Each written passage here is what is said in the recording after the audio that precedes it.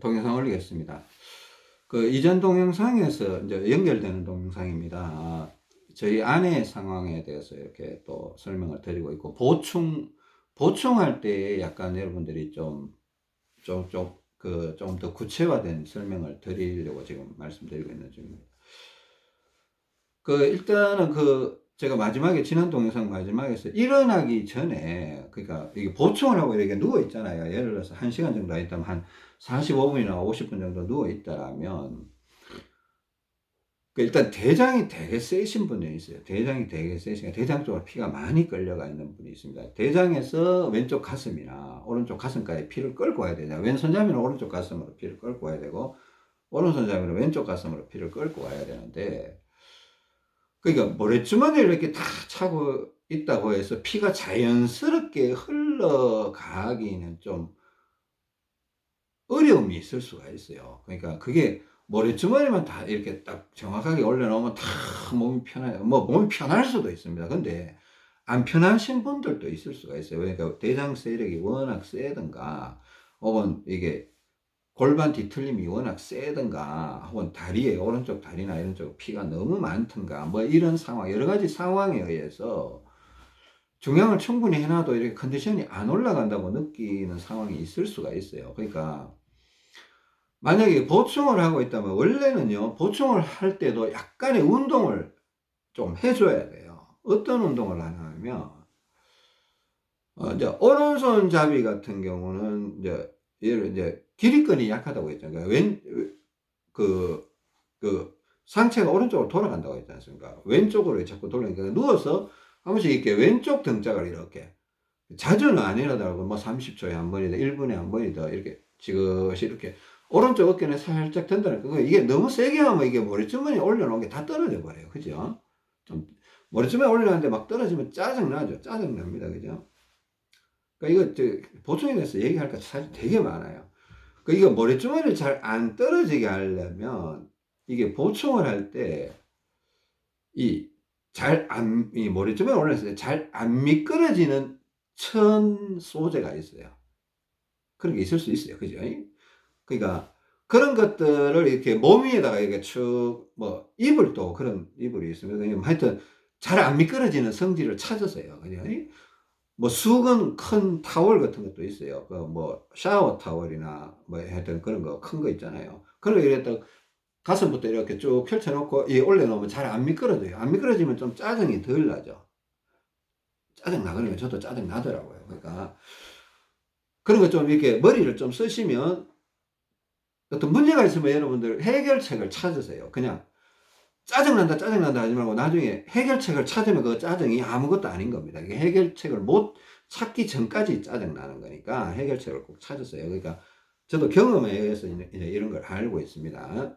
그러니까 그런 것들 하고, 기본적으로 이렇게 몇 가지 운동을 해야 되는데, 원래 이렇게 가만히 있더라도 혈액순환을 조금 도와줘야 돼요. 사지를 이렇게 손가락이나 왼발 오른발을 이렇게 까딱까딱 하고 이런 거 좀 해야 돼요. 사실 머리도 이렇게 누워서 도리도리도 좀 하고, 이건 도리도리죠.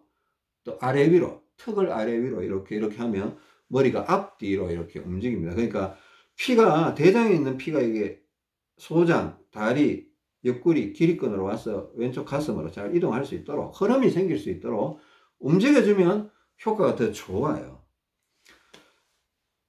자, 근데 이제 사지만 동일하게 움직인다, 이것만 생각할 수가 없잖아요. 우리가 왼쪽이 약하니까 왼쪽 등짝도 이렇게 한 번씩 눌러주고, 30초든 한 1분에 한 번씩 이렇게 슬쩍 이렇게 눌러주고, 이게 모래주머니가 막 요동치지 않게끔 살짝 눌러주세요. 그죠? 예. 자, 사지도 이렇게 손가락, 발목, 손목 이런 거 조금 움직여 주시고. 근데 이제 왼손에 만약 필요하다라면 왼손에 뭘 잡을 수도 있습니다. 500g이나 250g 같은 거 잡고 이렇게 손목 운동을 하고 이렇게 좀 움직여주면 좋아요. 또 양발을 다 발목을 이렇게 움직이는데 왼쪽 발목을 좀 더 움직여주는 게 더 좋겠죠. 그죠? 왼쪽 다리에 피가 부족하고 왼쪽 가슴, 왼쪽 팔에 피가 부족하니까 우리가 좌우 비대칭 요소가 나타나 있으니까. 그러니까 누워있을 때 1시간을 누워있는다 그러면 최소한 한 20분 정도는 이렇게 좀 움직임을, 혈액이 대장에서 소장으로 끌려왔고 이게 다리로 가고 위로 올라올 때 좀 부드럽게 이동하라고, 머리도 이렇게 움직이고, 또 시간이 되면 이렇게 뭐 왼손은 무겁게 차고 있으니까 좀 들기 힘드니까 오른손으로 이렇게 두피 마사지도, 이렇게 이마나 뭐 귀 뒤쪽 뭐 이런 쪽이 있으면, 귀 뒤쪽이 사람들 문제 많거든요. 이 귀 뒤쪽으로 피가 잘 못 흘러가면서 나타나는 문제 생각보다 되게 많이 있습니다. 이 귀 뒤쪽. 그거 눌러보면 시원해요. 이렇게 비벼주고, 또 눈 위로, 이마 위로, 정수리 쪽에 이렇게 두피 마사지도 자꾸 해주면 뭐 머리카락이 날 수도 있고 그렇습니다. 그거 분명히 효과 있습니다. 효과 있는 거 확실합니다. 균형이 맞으면서 그렇게 되면 효과가 나타나니까, 그냥 두피 마사지 열심히 한다고 머리가 나는 건 아닌 것 같아요. 물론 균형감이 있는 사람들은 두피 마사지 하면 머리가 나요. 근데 균형이 너무 깨져버린 사람들은 두피 마사지 해도 그런 효과가 잘 안 나타나는 걸 제가 느껴봤습니다. 경험해 봤던 것 같고. 자, 그러니까 누워있을 때도 약하지만은 흐름을 내가, 자, 원리를 이해했으면, 왜 누워있는데 가만히 누워있으면 되지 왜 운동을 하라고 시키냐, 이래 생각하지 마시고, 여러분들 원리를 이해했으면 대장에서 왼쪽 가슴까지 혹은 오른쪽 가슴까지 피를 끌고 오는 과정이라고 했잖아요. 그죠? 그 흐름을 약간 도와주면 여러분 몸이 더 빨리 회복되지 않겠냐는 겁니다. 여러분 좋은 건데 해야죠. 그 누워있을 때 운동하시라는 겁니다. 그죠? 뭐 계속 하라 이거, 뭐 1시간 내내 운동을 하시라 이런 얘기 아닙니다. 그죠? 자꾸 관심, 그 누워있다가 편하면 또 졸려요. 또 아주 심하게 졸리면 한숨 자도 돼요. 그냥 한 10분, 20분 주무셔도 되는데, 그 잠이 자기 전까지라도 운동을 하고 또 눈을 뜨면 또 운동을 또 하시고, 가볍게 하는 운동입니다. 그죠? 그리고 일어나면, 그 1시간 정도 보충을 하면 이제 우리가 언더 부분, 왼쪽 다리가 언더, 뭐 오른쪽 옆구리나 왼쪽 옆구리가 언더, 왼쪽 가슴, 왼쪽 팔이 언더 상황이 많이 개선이 돼 있을 거 아닙니까? 피가 좀 어느 정도 채워져서 이제 일어난단 말이에요. 그러면 일어났는데 만약 그냥 아무것도 안 하고 그냥 일상생활을 해버린다. 그럼 끼껏 올려놨던 게 쑥 빠지는 그런 현상이 나타날 수가 있어요. 끼껏 끌고 왔는 거 고무줄을 시큰 당겼다가 탁 놔버리니까 슉 가버리는 거예요. 그죠? 이런 현상이 우리 몸에도 있을 수가 있다는 겁니다. 뭐 고무줄만큼 빨리 가지는 않겠지만은, 느리지만은 제자리로 씩 돌아가는 현상이 생길 수가 있습니다. 그죠? 그러면 이럴 때는 사실은 여러분 보충을 하고 일어나게 되면 일단 우리가 알고 있는 세트 운동, 1시간 지났으니까 세트 운동 해야 되잖아요. 그죠? 세트 운동하고 걷기 운동, 그죠? 또 옆구리도 이렇게 좀 뭐 할 수 있으면 플랭크 운동도, 벽에다가 플랭크 운동 할 수 있다고 했지 않습니까? 벽에다가. 그죠? 뭐 봉을 잡고 할 수도 있고, 측면 플랭크, 옆구리 운동, 그런 것들 이렇게 운동을 한번 해주는 겁니다. 1시간 쉬었으니까. 1시간 쉬었으니까 일어나서 뭐 짧게는 5분, 길게는 한 10분 정도 운동을 해주면 그 보충했던 효과가 더 많은 좋은 결과를 남길 수가 있다는 겁니다. 내 몸을 더 많이 변화시킬 수 있다는 겁니다.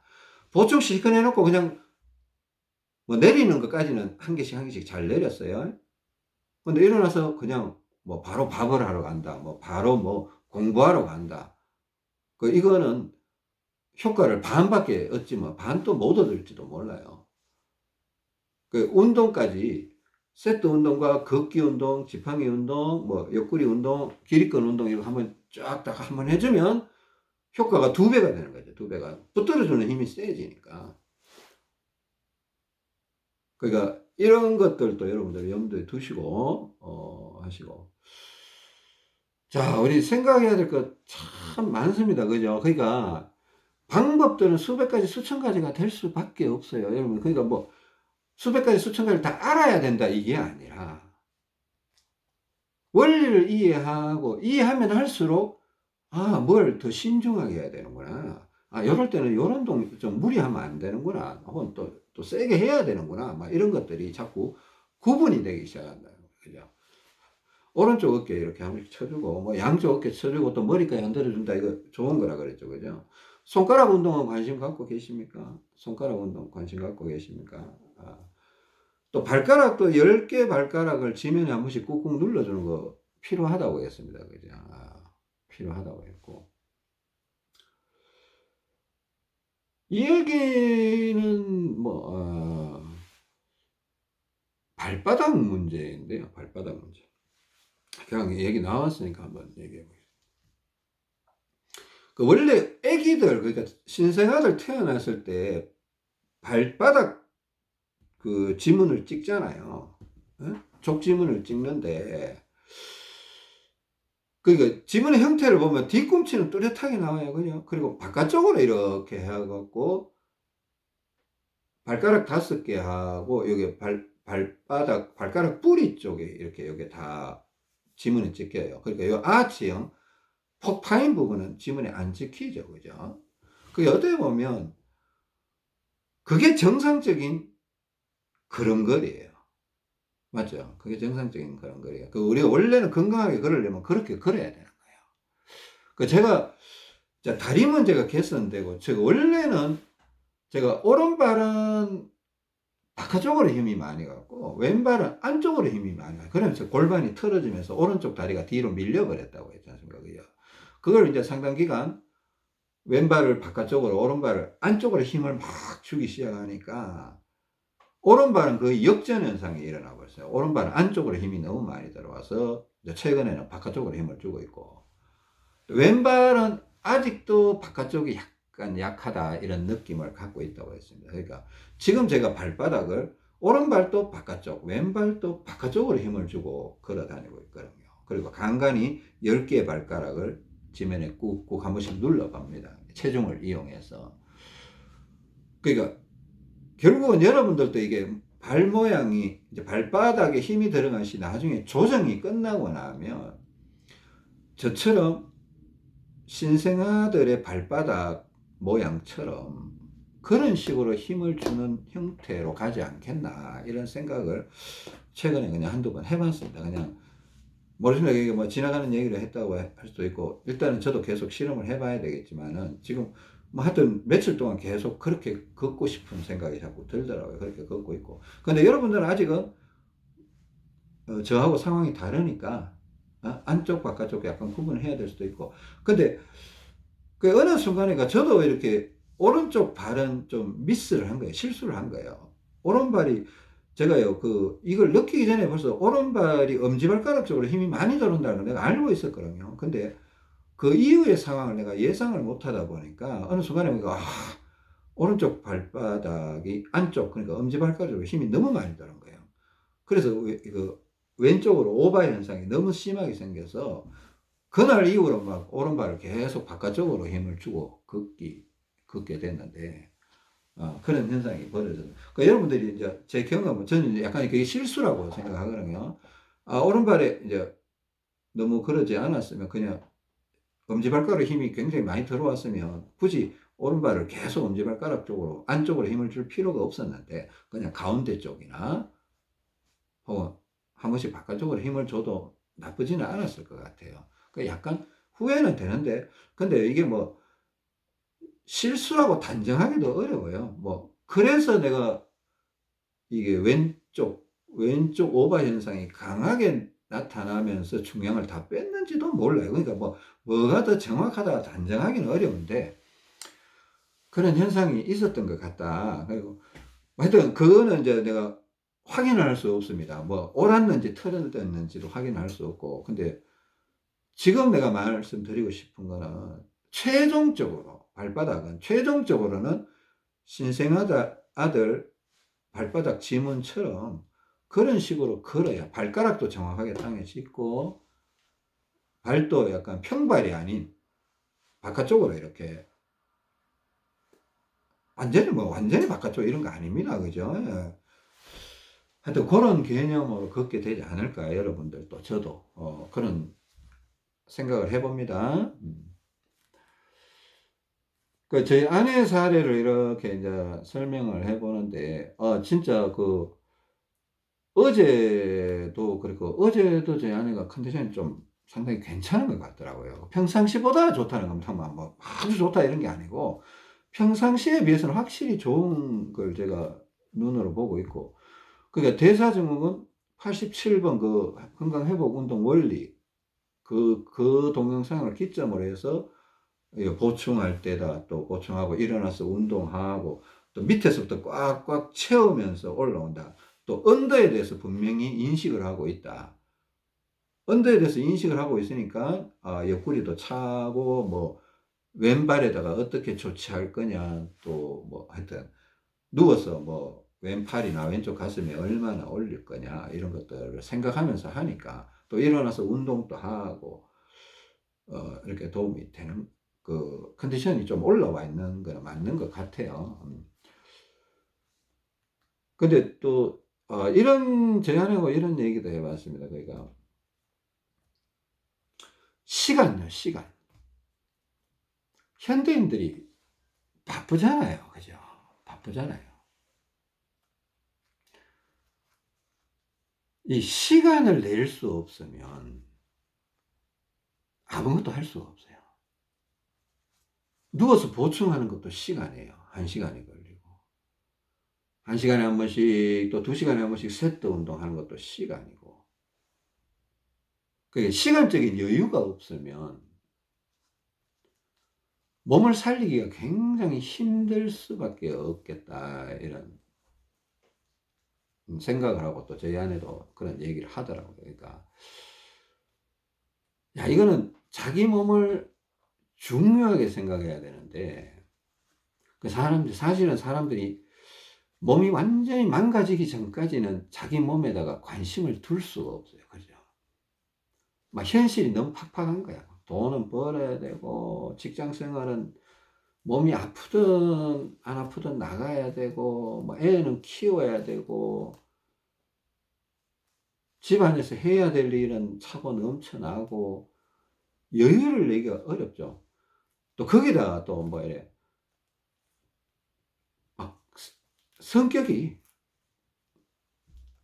좀 좋으신 분들 있죠. 깔끔하신 분들. 막 집안 청소를 막 항상 깔끔하게 해야 된다. 막 또 뭐 일 처리를 막 자기 생각대로 막 이렇게 해내야 된다. 이렇게 어떤 약간 그런 성격을 가지신 분들이 이게 문제가 시간을 내기가 참 힘들어요. 건강할 때는 그게 참 좋은 모습이에요. 건강할 때는 뭐 집이 깨끗하면 좋죠. 또 일 처리 깔끔하게 해서 주변에 문제거리 자꾸 해결해내면 좋죠. 근데 건강이 나빠졌을 때는 좀 본인도 바뀌어야 되는 거예요.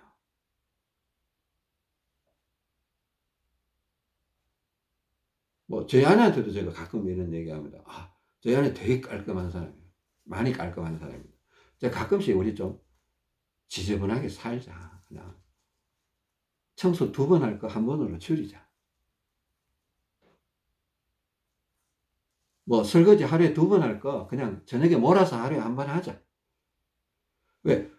설거지 1번 하면 최소한 30분 걸려요. 그죠? 아무리 안 잡아도 30분 걸려요. 근데 그게 매일 30분이라고 생각해 보세요.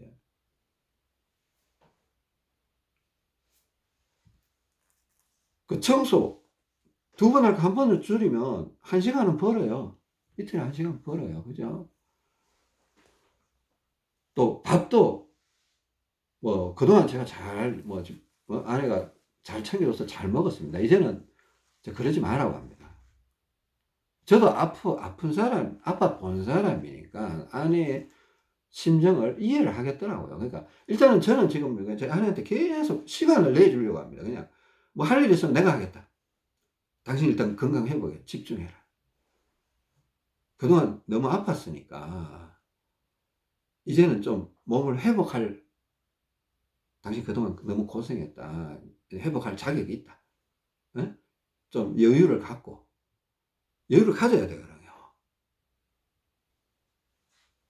물론 가족 중에 뭐 이렇게 생각해주고 뭔가 배려를 해줄 수 있는 그런 상황이라면 참 좋겠죠. 그죠? 근데 또 그게 안 되는 분들 계시잖아요. 혼자서 모든 걸 해야 되는 분들도 계시잖아요. 뭐 직장 생활도 해야 되고. 그러면 어떻게 보면 좀 일도 좀 줄이고, 이래 뭐 대외 활동도 좀 줄이고 그 자기를 좀 보살필 수 있는 그런 시간을 가져야 되거든요.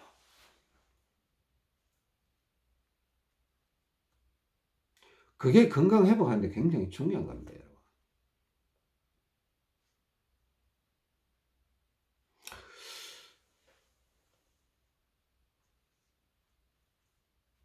이런 얘기가 도움이 될지 모르겠습니다. 그러니까 저희 아내가 저한테 해준 얘기입니다. 그냥 예를 들어서 그 어떤 사람이 누군가를 사랑을 하는데 진짜 사랑하는데 시간이 없대요. 만나야 되는데 만나야 뭐 사랑을 표현을 하든 뭐 밥을 먹든 뭘 할까 하니까 만나야 되는데 너무 바빠서 시간이 없는 거야. 그러면 이걸 진짜 사랑이라고 할 수 있나요? 뭐 본인은 사랑이라고 생각할 수 있지만은 상대방은 그렇지 않을 수 있잖아요. 그 사랑한다는 건 어떻게 보면 뭐 어떤 심리학자들 얘기하는 그거는 시간을 내놓는 거다 얘기하더라고요. 진짜 사랑하는 쪽으로는 모든 게 일이든 사람이든 일을 사랑하면 일에다가 시간을 내놓는 거고 사람을 사랑하면 사람한테 시간을 내놓는 거지 않습니까? 그죠? 자, 여러분은 여러분의 몸을 사랑하십니까? 네, 이건 저희 아내 얘기입니다. 자기 몸을 진짜로 사랑하는 사람이라면 소중히 여기는 사람이라면 자기 몸을 위해서 시간을 좀 내놓을 수 있는 사람이라는 거죠. 또 많이 사랑한다면 시간을 많이 내놓을 수 있겠죠.